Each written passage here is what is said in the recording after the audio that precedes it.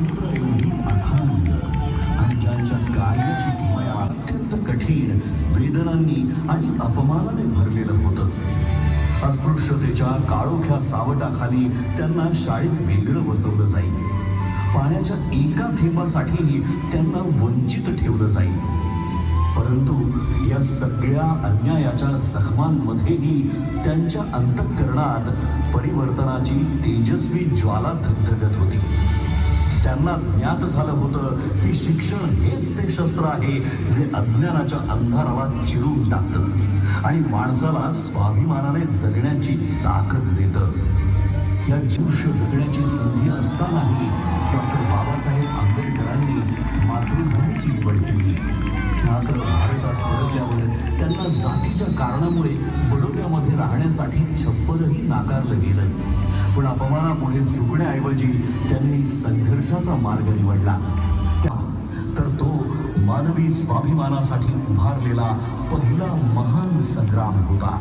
1927 साली महाड येथे झालेला 14 तळे सत्याग्रह, त्यानंतरचा काळाराम मंदिर सत्याग्रह हा संघर्ष तर श्रद्धा आणि समानतेच्या संगमावर उभा राहणारा ऐतिहासिक टप्पाचा आवाज जागतिक स्तरावर पोहोचवला. अनहायलेशन ऑफ कास्ट या त्यांच्या क्रांतिकारी ग्रंथातून त्यांनी जाती व्यवस्थेच्या मूळ पायालाच हादरा दिला. त्यांनी निर्भीडपणे सांगितलं की जोपर्यंत जात अस्तित्वात आहे तोपर्यंत खऱ्या अर्थाने लोकशाही बोलू शकत नाही. हिंदी वेदना, त्याग आणि कठोर परीक्षांनी भरलेला होता. या कठीण प्रवासात त्यांच्या सोबत खंबीरपणे उभ्या राहिल्या त्या म्हणजे रमाबाई आंबेडकर. एक शांत, संयमी पण अतूट सामर्थ्याची मूर्ती. घरात आर्थिक तंगी असताना ज्याच्यावर अन्याय झाला, जो शोषित होता आणि ज्याला आपल्या कष्टांचं योग्य मूल्य मिळत नव्हतं, कोकणच्या मातीतील शेतकऱ्यांच्या शोषणाविरुद्ध त्यांनी थेट आवाज उठवला आणि खोटी पद्धती या अन्यायकारक व्यवस्थेच्या मुळावर घाव घालत त्यांनी शेतकऱ्यांना स्वाभिमानाने जगण्याचा म्हणूनच त्यांनी महिलांच्या आर्थिक स्वातंत्र्याला, शिक्षणाला प्रथम दर्जा दिला. बालविवाह, सतीप्रथा, देवदासी प्रथा आणि विधवांचं अमानुष शोषण या सर्व कुप्रथांविरुद्ध त्यांनी प्रखर आवाज उठवून समानतेचा हक्क दिला. कायदा मंत्री म्हणून त्यांनी सादर केलेल्या वैयक्तिक आयुष्यात स्वायत्तता मिळवून दिली आणि या अभूतपूर्व निर्णयाने इतिहास रचला.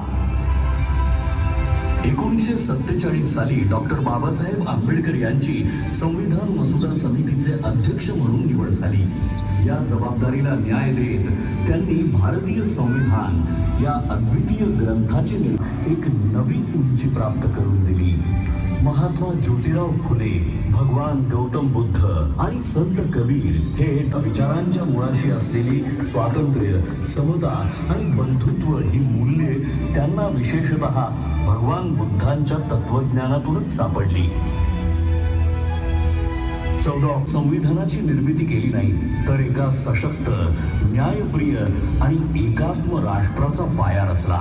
म्हणूनच ते केवळ एका समाजाचे नेते नाहीत तर संपूर्ण भारताचे राष्ट्र निर्माते आहेत. अशा या महान विभूतीचे, या युगपुरुषाचे आपण आज कृतज्ञतेने स्मरण करूया आणि अभिमानाने, आत्मसन्मानाने आणि एकतेच्या भावनेने म्हणूया, जय भीम, जय भीम, जय भीम.